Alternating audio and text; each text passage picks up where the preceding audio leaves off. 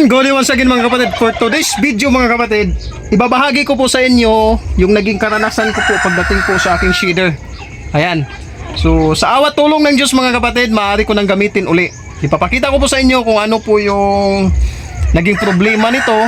Kung sakali man mayroon po kayong shader mga kapatid, ay malaman nyo po yung idea. Nang sa gadon, ay mapakinabangan po natin uli ang ating shader. Ito po, samahan nyo po ako. Here we go. Let's go!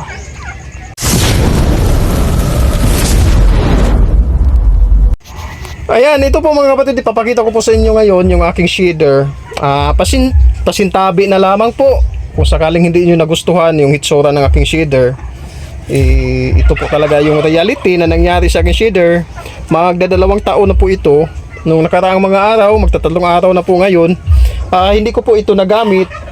Actually, nagcha-chop na lamang po ako dyan gamit yung kutsilyo. Ayan nga, bairan at saka kutsilyo, hasaan. Ayan. So, sira-sira na po talaga yung aking shader mga kapatid. At ayun nga, hindi po ito nagamit ng 3 araw kasi ayaw na po mag-ikot. Naririnig ko na umaandar naman siya, kaya lang ayaw umikot. Yung kanyang pinaka-blade dito, ito ayaw po mag-ikot. So, yung nangyari mga kapatid, kinabahan talaga ako kung akala ko talaga is makakabili ako ng bago.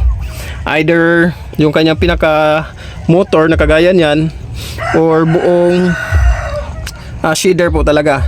So yung nangyari, hindi ko na lamang po nagawa ng video mga kapatid kasi busy rin ako. Matagal yung oras ko dito sa paggagayak o pag-chop ng mga panghalo na pagkain sa aking mga alagang pabo. So si Papa na lang yung pinabungkag ko nito. Siya po yung nagdismantle. Ang nangyari po is basag po talaga yung isang bearing dito sa harapan. Ayan. Diyan sa hindi masyado makita. Ayan. Yan. Lagayan po. Connection po ng ihi. Basag po siya. So akala ko mahirap hanapin yung kanyang bearing. Kung sakali man kayo mga kapatid is masiraan po kayo ng shader, lalo na kapag tumutunog naman siya pero parang may nakaharang lang, ayun, bearing po yung sira niya. Nabili ko po yung bearing na 150. Hindi ko na lang talaga nagawa ng video. Tapos kanina si Papa ulit yung aking pinakumpun nito kasi hinatid ko sa misis sa trabaho. Kaya lang, ayun nga, alam ko po makabigay ito sa inyo ng kaunting idea kung sakaling mangyari rin sa inyong shader. Pagpasensyahan nyo lang ulit dahil talagang lumang-luma na tingnan yung aking shader. Butas-butas na.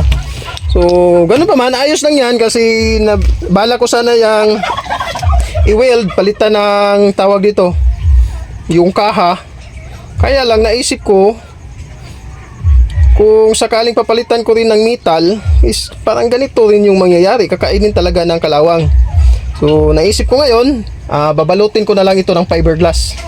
So may kaunting kaalaman naman ako pagdating sa fiberglass. Babalutin ko na lang ito ng fiberglass. Maaari pa naman ako magdagdag dito sa loob. Ayan, maaari pa ako magdagdag dito ng fiberglass. Tatapalan ko yan ng buo. Ayan. Tapos dito rin kasi butas-butas na talaga tumatagos na po dyan yung mga pino at malantang mga prutas. So ipapakita ko po sa inyo yung actual hindi rin na ikabit balik yung switch kasi nga sinubukan ko kanina. Napuputi yung kanyang mga wire. Hindi good quality yung kanyang wire Parang nangyayari na para siyang nagiging pulbos. So temporary muna, wala siyang switch, so isasaksak ko muna. Ayan Ayan, bumalik na sa dati. Smooth na yung kanyang andar kasi hindi na wagol.